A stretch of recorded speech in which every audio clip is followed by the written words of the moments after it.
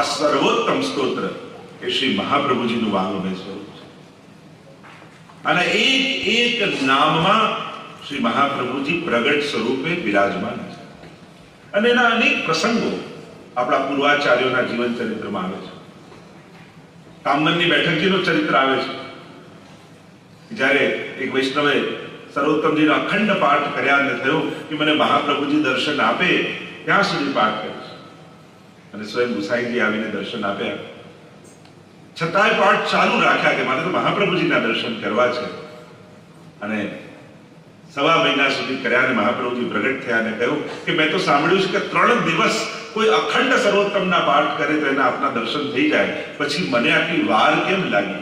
ત્યારે મહાપ્રભુજીએ કહ્યું કે 3જા દિવસે હું પોતે ગુસાઈજી સ્વરૂપે તારી સન્મુખ આવી જ ગયો, પણ તે મારા અને ગુસાઈજીના સ્વરૂપમાં ભેદ જાણ્યો એટલે તને વિલંબ.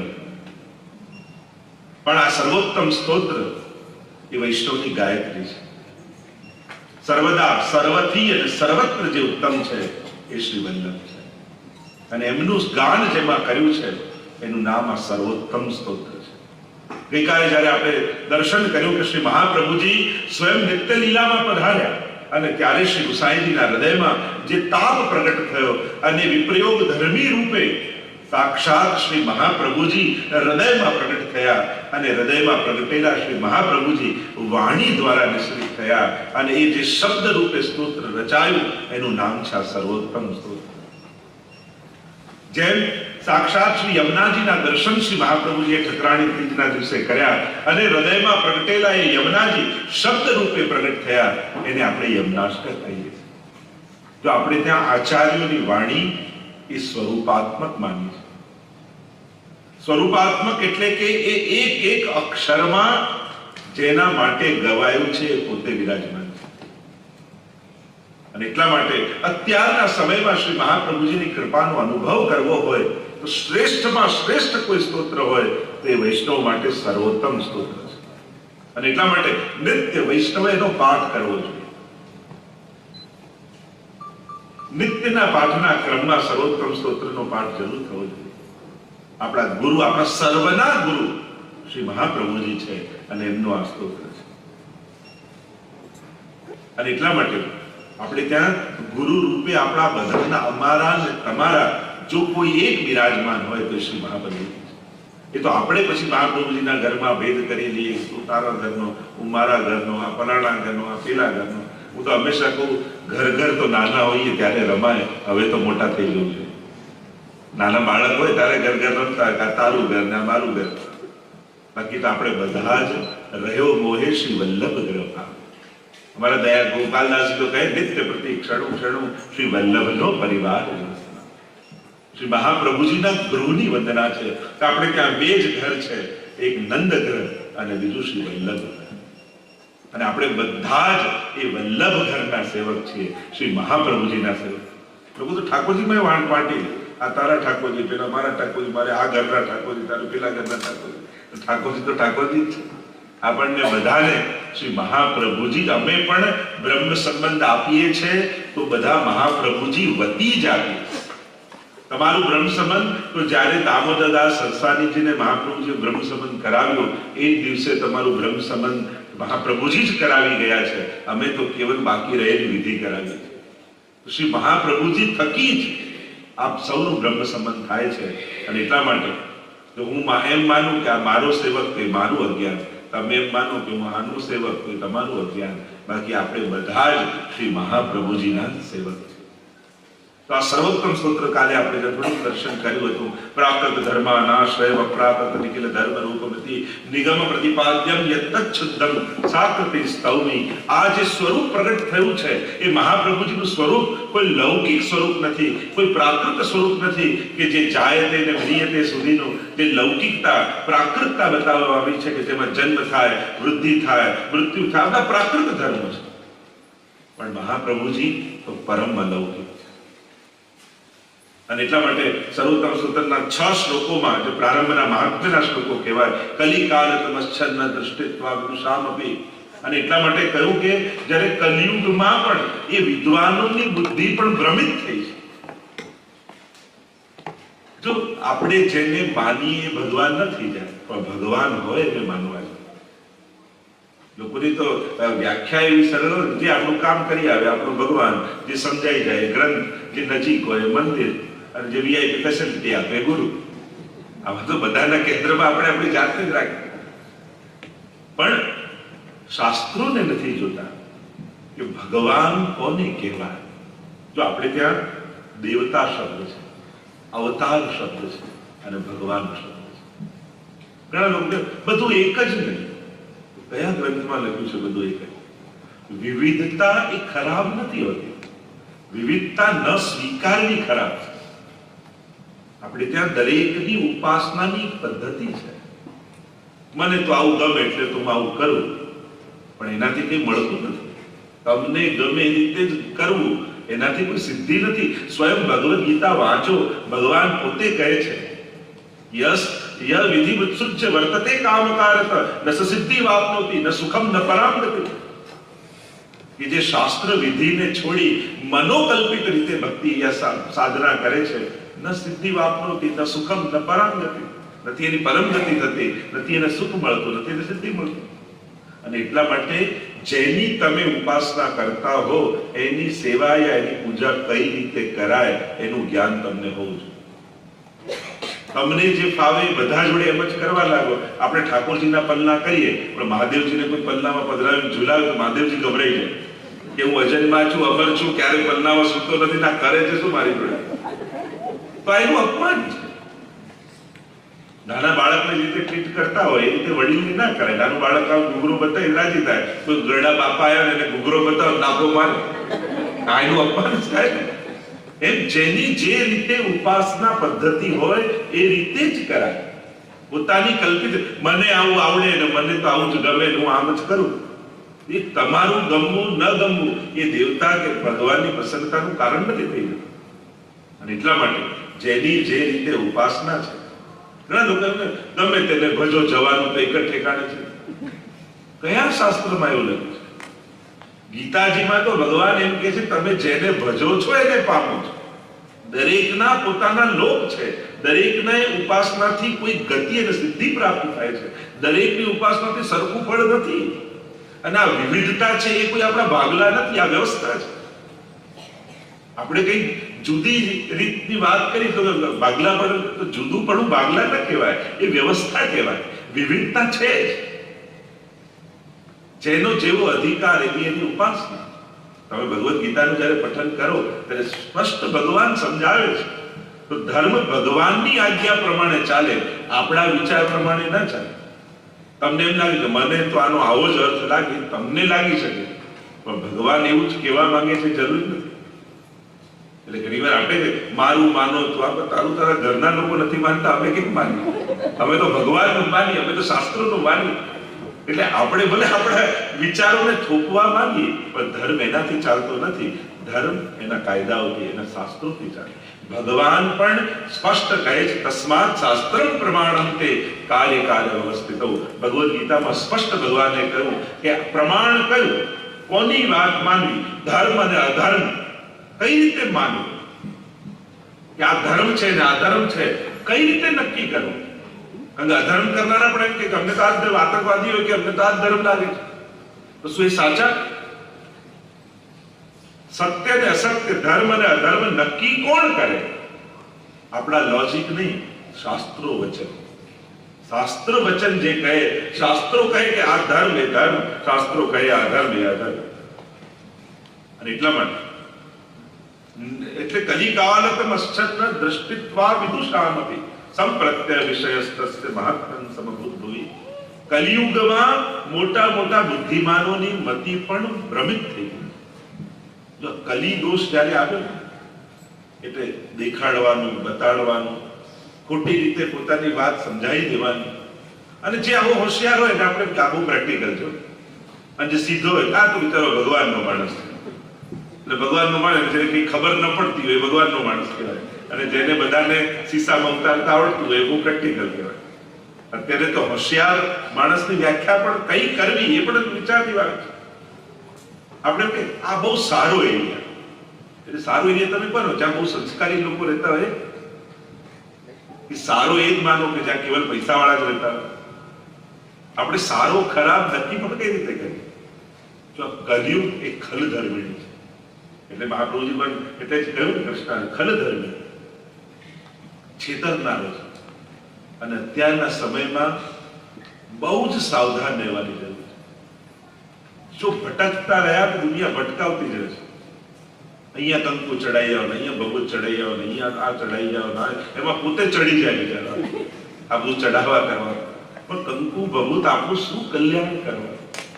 સીધી ને સરળ વાત મહાપ્રભુજી સમજાવે છે કે ઠાકોરજીને પધરાવો, એમની સેવા કર, એમની આરાધના કર અને ઠાકોરજી દ્વારા તારું કલ્યાણ, ભગવાન દ્વારા ઉદ્ધાર છે.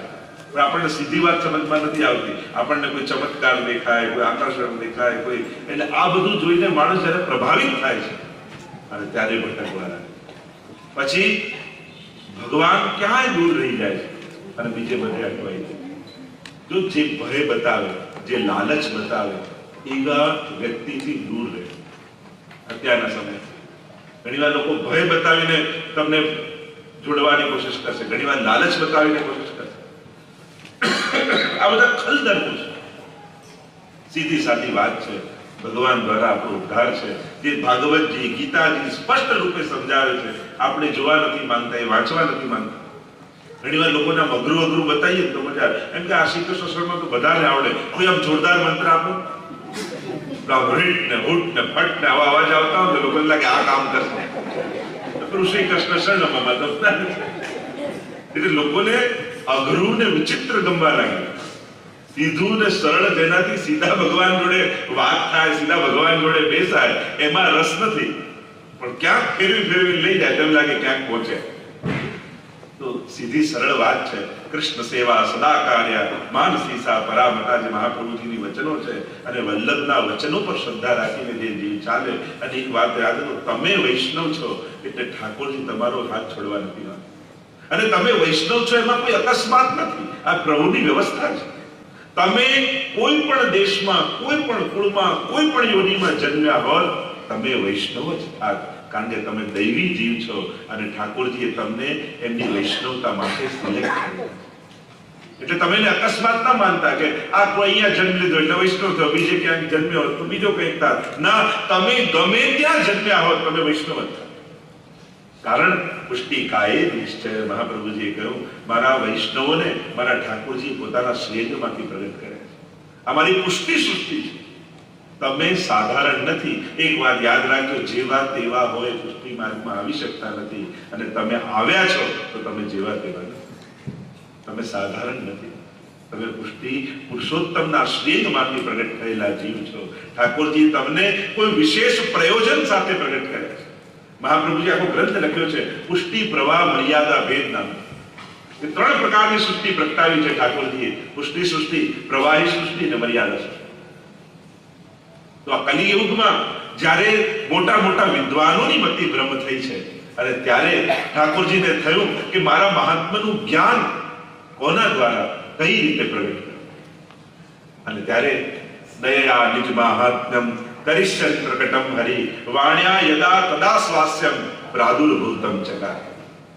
અને જ્યારે દયા થયા પ્રભુ અને થયું કે મારા નિજ ભક્તોને મારા મહાત્મ્યનું, મારા સ્વરૂપનું જ્ઞાન કરાવવા માટે કોણ સમર્થ છે?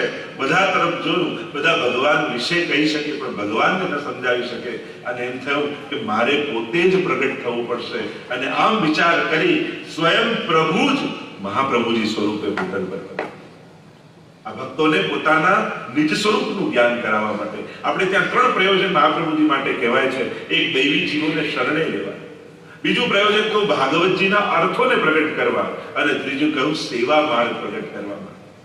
કારણ કે પૂજા માર્ગ તો હતો પણ આ બ્રજ ભક્તોનો સેવા માર્ગ શ્રી મહાપ્રભુજીએ પ્રગટ કર્યો છે. ષોડશોપચાર, પંચોપચાર પૂજાનો માર્ગ તો હતો હિન્દુ ધર્મમાં, પણ એમાં પણ અધિકાર ભેદ હતા. આને અધિકાર મળે, આને ન મળે, આમાં આ બ્રાહ્મણ જોઈએ, આમાં આમ વિધિ કરવી પડે, આમાં આમ પદાર્થો દ્રવ્ય કરતા. આપણે કહે તો 6 વસ્તુની શુદ્ધિ કહી છે.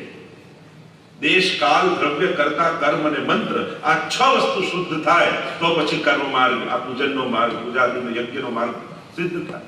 પણ આ બધાની શુદ્ધિ રહી નથી. મહાપ્રભુજી સેવા માર્ગ પ્રગટ. અને સેવા માર્ગ એટલે આ મંદિરોમાં બંધાયેલો ઠાકોરજી ત્યાંથી નીકળીને તમારો થઈ જાય. આ મોટા મોટા દેવતાઓને પણ જે નિકુંજમાં બિરાજેલા પ્રભુ સ્વપ્નમાં પણ દર્શન નથી આપતા, એ પ્રભુ તમારા ખોળામાં આવીને રોજ શૃંગાર ધારણ કરે. એવો સરળ માર્ગ, એવો સહજ માર્ગ એ પુષ્ટિ માર્ગ. આ તો આપણે વિચારીને ખોટા અર્થો કરીને આ બધું અઘરું, આ બધું ન આવડે, આ બધું તમને ખબર ન પડે. આ વડીલો પેલા જમાનામાં શું કરતા, જવાબ ના હોય એટલે કે તને ખબર ના પડે, આ બધું તું હમણાં ના સમજાવી ના શકે એટલે શું કરે. એટલે ઘણીવાર આપણી આ બધી ગલત ફહેમીઓથી જે સરળ સહજ માર્ગ હતો, સ્વાભાવિક માર્ગ હતો, જ્યાં પરમાત્મા પોતાનું ભગવાનપણું ભૂલી અને તમારા બાળકથી તમારા ઘરે રહેવા આવી જાય, એવો સરળ માર્ગ હતો. તો એ સહજ માર્ગ મહાપ્રભુજી પ્રગટ કરે. દુનિયાના ઘણા બધા ધર્મો છે જે બધા કહે કે અમે ભક્તને ભગવાન સુધી લઈ જઈએ છીએ, પણ મહાપ્રભુજી કહે અમે ભક્તને ભગવાન સુધી નથી લઈ જતા, પણ અમે તો ભગવાનને ગોલોક ધામથી કાઢી અને ભક્તોના ઘર સુધી પહોંચાડી દઈએ. તો એવો દુનિયામાં કોઈ એક માર્ગ હોય કે જે ભગવાનને ભક્ત સુધી લઈ આવતો હોય, તો એ દુનિયામાં એક પુષ્ટિ માર્ગ કે અહીંયા સ્વયં પ્રભુ પોતાનું બધું જ ઐશ્વર્ય છોડે. હવે વિચાર કરો, તમે ગોલોક ધામ જેવું સુખ આપી શકો ઠાકોરજી, એવા શૃંગાર આપી શકો, એવા ભોગ આપી શકો, છતાંય ઠાકોરજી કેમ બધું છોડી અને તમારા રસોડાના 2 બાય 2 ખાનામાં રહેવા તૈયાર થઈ જાય? કારણ ત્યાં તમે નથી ગોલોકમાં, અને ઠાકોરજીને તમારા હાથની સેવા લેવી છે, એટલે પોતાનું બધું સુખ છોડી તમારા ઘરે રહેવા તૈયાર. આપણે એમ કહીએ કે સેવા માટે આટલું છોડ્યું, આટલું કર્યું, પણ તમારા ઘરે આવવા માટે ઠાકોરજીએ કેટલું છોડ્યું એ તો વિચાર કરો.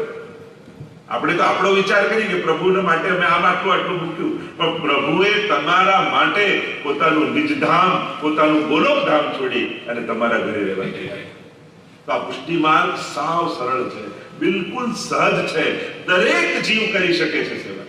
આપણે કેવલ આચાર વિચાર અને અપરસનો વિચાર કરી અને ઠાકોરજીથી દૂર થઈ ગયા, પણ આ અપરસ અને આચાર વિચાર એ પુષ્ટિ માર્ગનો વિષય નથી, એ તો હિન્દુ ધર્મની આચાર વ્યવસ્થા છે. પણ વૈષ્ણવે બહુ પાડી એટલે આખા હિન્દુ ધર્મના લોકોએ વૈષ્ણવને જ સોંપી દીધું. તો આ આચાર વિચાર, પવિત્રતા, શુદ્ધતા એ તો સમસ્ત હિન્દુ ધર્મ માટે છે.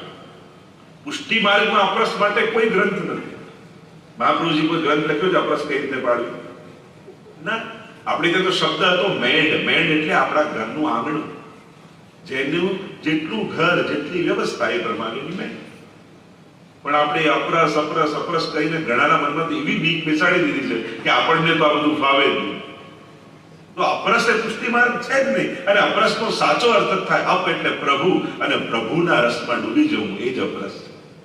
આપણે અપરસ છોવાય છે કે કોઈ અડી જાય છે એટલે નહીં, પણ આપણું ધ્યાન ઠાકોરજીને છોડીને પેલા વ્યક્તિમાં ગયું એટલે છોવાઈ ગયું. કે તું તો ઠાકોરજીની સેવામાં હતો, તને ખબર કેમ પડી કોઈ અડીને ગયું? પેલું કહેતા ને કે એક સ્ત્રી પોતાના પ્રિયતમને સામે જોયો ને અને એને મળવા દોડી, અને નીચે કોઈ નમાજ પડતો હતો વ્યક્તિ, એની પીઠ ઉપર પગ મૂકીને જતી. જ્યારે પાછી વળીને આવી ત્યારે નમાજ પડતો હતો, એને કહ્યું તને આટલું ભાન ના રહ્યું, હું નીચે નમાજ પડતો હતો અને મારે પીઠ ઉપર પગ મૂકીને જતી. ત્યારે પેલી કન્યાએ કહ્યું કે હું તો મારા લૌકિક પ્રિયતમને મળવા માટે દોડી હતી, તોય મને ભાન ન રહ્યું કે નીચે કોઈ હતું. તમે તો તમારા અલૌકિક પ્રિયતમને મળી રહ્યા હતા, તમને કેમ ખબર પડી કે ઉપરથી કોઈ ગયું છે? આ તમારું ધ્યાન ભંગ થયું, એમાં જ તમારી આ અપરસ તૂટવી એટલે ભગવાનમાંથી આપણું ધ્યાન લૌકિકમાં જવું, એટલે આપણી અપરસ છોડાય. તો આપણી જે એક પ્રાચીન આપણે મર્યાદીઓને જોયા, એ લોકો એ રીતે જીવતા, એમને વંદનીય છે. પણ આજે ન્યુઝીલેન્ડમાં રહીને, ઓકલેન્ડમાં રહીને મારે ઠાકોરજીની સેવા કરવી છે, કેમ કરાય? તો એના જ રસ્તા છે. આપણે એવા મોટા લોકોને જોયા છે, આપણે માની એ લોકો જ વૈષ્ણવ કહેવાય એમ નથી. એક માળા પહેરવી એ પણ વૈષ્ણવ છે, એક યમનાષ્ટક કરે એ પણ વૈષ્ણવ છે, એક વાર જેના મુખમાં પ્રભુનું નામ આવે એ પણ વૈષ્ણવ છે. વૈષ્ણવતા તો વૃત્તિ છે. અને એટલા માટે જે વધારે કરતા હોય એમણે ઓછું કરતા હોય એમને પણ નાના નહીં ગણો. આપણે એક અપરાધ છે. આ લોકો તો મિશ્રી ધરે, અમે તો સકડી ધરીએ. તો સકડી ધરવાથી કોઈ મહાન નથી થઈ જતું. આ તો આપણું સમર્પણ છે. એટલે જે વધારે કરતા હોય એને ઓછું કરતા હોય, નાના કરી અને એનું અપમાન પણ નહીં કરવું, અપરાધ છે. ઠાકોરજીનો કોઈ પણ વૈષ્ણવ સાધારણ નથી. ઠાકોરજીને બધા જ વધારે પ્રિય છે.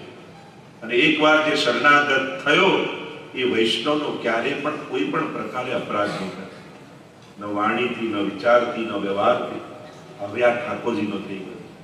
અને એટલા માટે બહુ જ ધ્યાન રાખો, ઉલટાના નવા વૈષ્ણવને તો પ્રોત્સાહન આપો, એને આગળ કરો. આપણે તમને નથી આવડતું, તમે આગળ ના આવો. ઘણી અમારી પધરાવણી થાય તો ઘરમાં એવું થાય, બહેનો પહેલેથી એમના હસબન્ડને કહીને રાખે છે તમે બોલતા નહીં, તમને આવડતું નથી.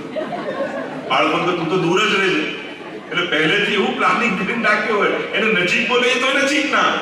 અમને તો ક્યારે થયું શું છે, પહેલેથી એવી ટ્રેનિંગ મળી ગઈ હોય છે. અને અમારા પક્ષે પણ વિચારવાની જરૂર છે, કારણ કે અમારા પક્ષે પણ એવું કંઈ ન થાય.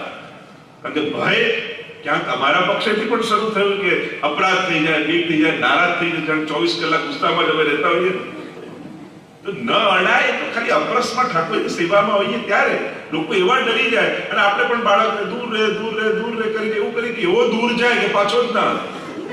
અને પછી એમ કે હવે આવતા નથી આ લોકો, તો તમે બગાડે. અને એટલા માટે નાના બાળકો પણ ઠાકોરજી નજીક આવે પ્રયાસ કરો. જો દૂર જાવું કરશો તો પછી કાયમ માટે દૂર રહે. બાળકને એમ ના લાગવું જોઈએ કે આ ઠાકોરજી મમ્મી પપ્પાના, એને એમ લાગવું જોઈએ કે આ મારા પણ ઠાકોરજી છે. આવું ફિલિંગ ઘરમાં આપવું પડશે. એટલે ખૂબ વિચારવાનો અત્યારે સમય છે કે અત્યારના સમયમાં આ દેશમાં રહી આપણે કઈ રીતે પુષ્ટિ માર્ગને જીવવો. કારણ કે જો બરાબર રીતે વ્યવહાર ન રાખ્યો તો ક્યાંક 25 વર્ષે એવો તો સમય નહીં આવે ને કે જ્યારે તમે આ દુનિયામાં નહીં હો ત્યારે તમારા ઠાકોરજી જાપીજીમાં બાંધી આ બાળકો બધા હવેલીઓમાં ભરાઈ આવશે. જો તમારી આવતી પેઢીમાં આ વૈષ્ણવ ધર્મ રહેશે એ ખાતરી ખરી. અને એટલા માટે ખાસ જેના ઘરે નાના બાળકો હોય એમને પાઠશાળામાં મોકલો. આ નાના બાળકોના ક્લાસીસ ચાલે છે, અચૂક મોકલ. ભલે ને ગમે ન ગમે મા બાપે તૈયાર કરી એને મોકલવા જોઈએ. કારણ ઘરે તમારું કદાચ નહીં માને, પણ અહીંયા શીખવાડવામાં આવશે ને તો એ ચોક્કસ કરશે. એને એમ થાય ઘરે મમ્મી પપ્પા તો કાયમ કે કયા કરે, પણ એને અહીંયા મોકલશો તો તમે બાળકો આપશો અને એ ટીચર્સો તમને બાળકને વૈષ્ણવ બનાવીને પાછળ આપશે. તમારા ઘરમાં એક વૈષ્ણવતાના સંસ્કાર જીવતું બાળક આવશે. તો આ ધરોહર આવતી પેઢીમાં આપણે આપણા વડીલોએ આપણા સુધી આ ધર્મ પહોંચાડ્યો. હવે આપણી જવાબદારી બને છે કે આવતી પેઢીમાં આપણે મૂકો. અને એટલા માટે દર મહિનાનો સત્સંગ હોય, હું તો અઠવાડિયે બી કોઈ એક એવી જગ્યા કરી કે આપણા ફેમિલી સાથે બધા ભેગા જતા હોય. થોડાક બાળકો મોટા થાય, બાળકો ક્યાંક થાય, વાઈફ ક્યાંક જતા હોય, હસબન્ડ ક્યાંક, બધા છૂટા છે. અત્યારે તકલીફ જ છે ને કે આપણા મોબાઈલમાં કોન્ટેક્ટની લિસ્ટ વધતી જાય છે, રિલેશનો ઘટતા જાય છે, સંપર્ક વધ્યા છે, સંબંધો ઘટે છે. પણ મને જોઈને આનંદ થાય છે કે અહીંયા વૈષ્ણવ પરિવાર ન્યુઝીલેન્ડનો એક આખું વૈષ્ણવનું કુટુંબ હોય એ રીતે અહીંયા રહે છે અને બધા એકબીજાની આત્મીયતા સાથે જીવે છે. તો આ જ સાચા આપણે ત્યાં તો સાચા સંબંધી વૈષ્ણવને કહે કે આપણો સાચો સંબંધી કોણ? કે આપણો કંઠીનો જે સંબંધી છે એ આપણો સંબંધી છે. તો એવો એક આ પરિવાર આપણો અહીંયા બન્યો છે વૈષ્ણવનો, જોઈને ઘણો આનંદ થઈ રહ્યો. તો શ્રી મહાપ્રભુજી આ 3 કારણથી ભૂતલ પર પધાર્યા છે. સેવા માર્ગ જગતમાં પ્રગટ કર્યો છે અને આ સેવા વ્રજભક્તોની રીત અને પ્રીત આપીને કરી. સેવા રીત પ્રીત વ્રજજન કી જનહિત જગ પ્રગટાય, પ્રગટ ભય માર્ગ રીત. આ રીત અને પ્રીત વ્રજભક્તોની આપી. જો ભક્તિ કઈ રીતે કરવી તો નારદજીએ ભક્તિ સૂત્રો લખ્યા છે અને એમાં લખ્યું છે યથા વ્રજ ગોપિકા નામ. જે રીતે ગોપીજનોએ ભક્તિ કરી એ રીતે ભક્તિ કરવી. તો આપણો જે સેવા ક્રમ છે, આપણો જે માર્ગની રીત છે એ શું છે? યથા વ્રજ ગોપિકા નામ. જે રીતે વ્રજભક્તોએ પ્રભુને લાલ લડાવ્યા વ્રજમાં, બસ એ લાલ લડાવે એનું નામ જ આપણી અષ્ટયામ સેવા. જે યશોદાજી ઠાકોરને જગાવે તો એ મંગળા, શ્રૃંગાર કરે શ્રૃંગાર, છાક બાંધીને આખો આરોગ્ય ઠાકોર વ્રજમાં વનમાં જઈને આરોગ્ય ઈચ્છા રાજભોગ ઓડી જાય અનવસર, પાછા વ્રજભક્તો શંખનાદ કરીને જગાવે ઉત્થાપન, ફરી ઠાકોરજી ગાયોને લઈને પાછા નંદાલય તરફ આવે, સંધ્યા આરતી ભોગ સંધ્યા, અને પ્રભુ પાછા શયન ભોગ આરોગ્ય અને શયનના દર્શન વ્રજભક્તો કરે શયન અને પ્રભુ ઓડી. આમ ઠાકોરજીની જે ડેઈલી રૂટીન છે, દિનચર્યા છે, આપણે ઘરે સેવા કરતા કરતા એ દિનચર્યાને વ્રજભક્તોની જેમ ઠાકોરજીને લાલ લડાવી એ આનંદનો અનુભવ કે જે આનંદ વ્રજભક્તોને સારસ્વત કલ્પમાં મળ્યો હતો એ આનંદને ફીલ કરીએ. તો આખી સેવાની જે આપણે ત્યાં ભાવના છે, જેમ જેમ પ્રસંગ નીકળશે એમ આપણે ચર્ચા કરતા જઈશું. અહીંયા શ્રી મહાપ્રભુજી નો સ્તોત્ર, સર્વોત્તમ સ્તોત્ર કહ્યું, સ્વયં પ્રભુ દયા કરીને મહાપ્રભુ સ્વરૂપે પ્રગટ થયા છે. તો ઋષિ રગ્નિ કુમારસ્તુ નામનામ છંદો જગત્યસો શ્રી કૃષ્ણાસ્યમ દેવતા છે બીજમ કારુણિક પ્રભુ. કોઈ પણ મંત્રમાં આટલી વસ્તુ હોય, એનો ઋષિ હોય. જો આ જેટલા મંત્રો છે ને કોઈ ઋષિએ બનાવ્યા નથી, એ ઋષિઓને ધ્યાનમાં આ મંત્રો દેખાયા છે. આ બધા મંત્રો પ્રગટ થયા. ઋષિની વ્યાખ્યા સંસ્કૃતમાં થાય ઋષય મંત્ર દ્રષ્ટારઃ, જેણે મંત્રોને જોયા એ ઋષિ. એટલે આ જેટલા મંત્રો છે એ દરેક મંત્રોના ઋષિ હોય. જેમ ગાયત્રી મંત્ર વિશ્વામિત્ર ઋષિ કહીએ તો એમને દર્શન કર્યા મંત્રો, એમના ધ્યાનમાં આ બધા પ્રગટ થયા છે મંત્રો. તો આ મંત્રનો ઋષિ કોણ? સર્વોત્તમ સ્તોત્રના એક એક નામ એ મંત્ર છે. તેનો ઋષિ કોણ? તો ઋષિ અગ્નિકુમાર.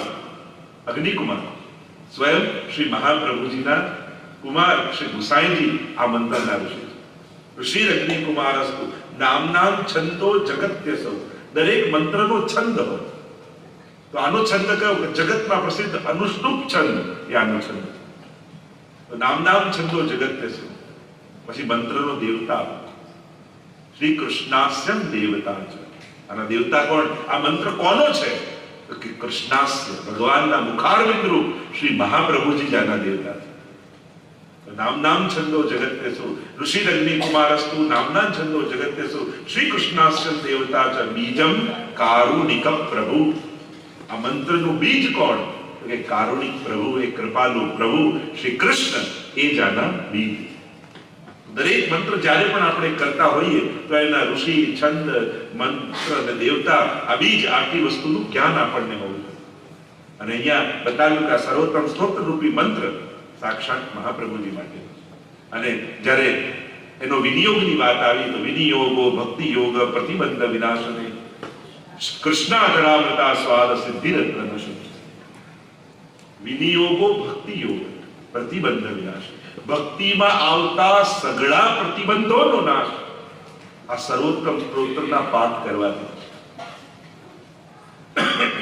એટલે કે આ પાઠ કરવાથી તમારી ભક્તિમાં જે કોઈ વિઘ્નો આવી રહ્યા છે એ બધા જ વિઘ્નોનો નાશ. અને શું પ્રાપ્ત થશે? આનું ફળ શું? કૃષ્ણાધરામૃતા સ્વાદ સિદ્ધિરત્ન છે. સાક્ષાત રાસમાં જે ગોપીજનોને કૃષ્ણાધરામૃતની પ્રાપ્તિ થઈ હતી એ ભગવદ રૂપ અધરામૃતની પ્રાપ્તિ આ સર્વોત્તમ સ્તોત્રના પાઠથી થશે. એટલે કે રાસનું જે ફળ છે એ જ ફળ આ સર્વોત્તમ સ્તોત્રના પાઠનું છે.